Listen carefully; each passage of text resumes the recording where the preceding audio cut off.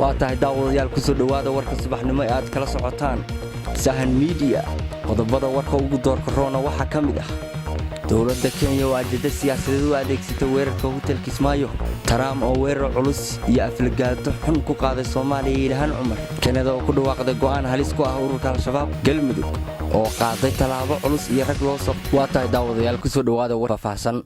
fadlan haddaad ku cusub tahay channelka subscribe oo rukumo si aad ula socoto wararka ugu dambeeyay ee caalamka. Aan ku sii siqno wararka dawladda Kenya ayaa arrimo siyaasadeed uga faa'iideysatay weerarkii iyo qaraxyadii Al-Shabaab ay ka fulisay magaalada Kismaayo.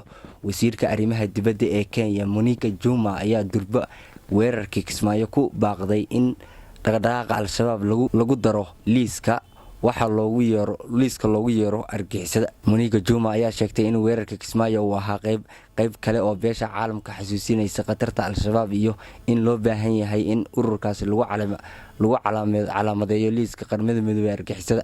Waxa ay soo jeedisay in sida ugu dhaqsiyaha badan golaha ammaanka ee qaramada midoobay uga hadlaan arrintan Al-Shabaab. Arrinta ururka Al-Shabaab iyo in lagu daro liiska argixisada ayaa ah arrin siyaasadeed oo ay isku hayaan dawladda Soomaaliya iyo Kenya. Dawladda Soomaaliya ayaa aad u diidan in Al-Shabaab lagu daro liiska qaramada midoobay argixisada. Dawladda Soomaaliya ayaa rumaysan in haddii sidaas ay dhacdo ay Kenya iyo dalalka kale uga faa'iideysan karaan inay ku beegsadaan shakhsiyaadka iyo shirkadaha Soomaaliyeed. Waxa ay si gaar ah uga cabsi qabtaa in Kenya ay arrintan kula wareegi karto hantida Soomaaliyeed ee taala dalkaas. Madaxweynaha Mareykanka Donald Trump ayaa weerar culus ku qaaday Ilhaan Cumar oo kamid ah aqalka Koongareeska ee Mareykanka iyo dalka ay ka soo jeedo ee Soomaaliya oo uu si aad ah u aflagaadeeyay iyo madaxda Soomaaliyeedba. Qoraalka Trump ayaa sidoo kale ku wajahana xildhibaano kale oo ka tirsan Koongarees.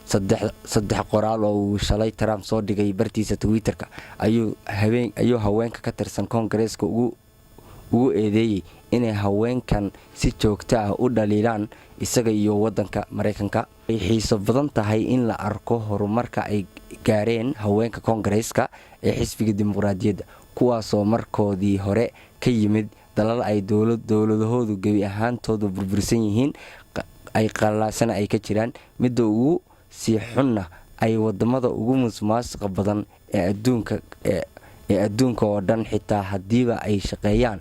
Wuxuu qoraalkiisu ahaa sida tan: haddana waxay cod dheer dumarka noocaas ah ugu sheegayaan dadka Mareykanka oo ah dawladda ugu awooda badan adduunka sida waxa loo maamulo. Dhanka kale ra'iisul wasaaraha ee dalka Canada Justin ayaa ku dhawaaqay in dawladda federaalka ee Soomaaliya ay dawladdiisu ka taageeri doonto dagaalka adag ee haatan lagula jiro dhaqdhaqaaqa Al-Shabaab. Justin oo ah ra'iisul wasaaraha dalka Canada ayaa ka hadlay weerarkii Kismaayo ayaa sheegay in aan indhaha laga laaban karin falalka guracan ay ku kumaadayaan Al-Shabaab ummadda Soomaaliyeed. Wasaaraha Canada ayaa carabka ku dhuftay in dawladda federaalka ay kala shaqeynayaan sidii nabad buuxda loogu soo dabaali lahaa Soomaaliya.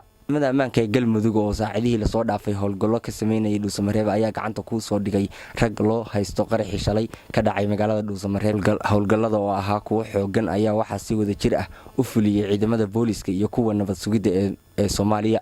Saraakiil ka tirsan kuwa Galmudug ayaa sheegay in 2 nin loo soo qabtay weerarkii shalay gilgilay magaalada Dhuusamareeb ee xarunta gobolka Galgaduud. Sidoo kale saraakiisha ayaa tilmaamay inay tuhumayaan in raggani ay ka tirsan yihiin ururka Al-Shabaab balse ay haatan ku socdaan baaritaano dheeraad ah. Al-Shabaab ayaa sheegatay qaraxyada ka dhacay halkaasi. Waxa ay sheegeen inay khasaaro ku gaarsiiyeen xubno ka tirsan Ahlusunna wal Jamaaca. Xaaladda Dhuusamareeb ayaa saaka degan waxaana ku sugan ra'iisul wasaaraha Soomaaliya oo weli kulamo iyo dadaalo nabadeed. Dhowaan ayaa la filayaa in magaalada ay martigeliso shirka dib u heshiisiinta iyo doorashada dowlad goboleedka Galmudug. Daawadayaal wararka naga soo gaaraya gobolka Bari ee Soomaaliya ayaa sheegaya in halkaasi xalay fiidkii laga dareemay dhul gariir. Khubarada dhinaca dhulka gariirka ee dalka Mareykanka ayaa sheegay in dhul gariirkaasi cabirkiisu ahaa meelaha dhul gariirkan xalay laga dareemay waxaa kamid ah magaalada Bareeda ee gobolka Bari 5.0 magnitude tirsan dowlad goboleedka Puntland oo ku taala xeebta gobolka Bari ee Puntland.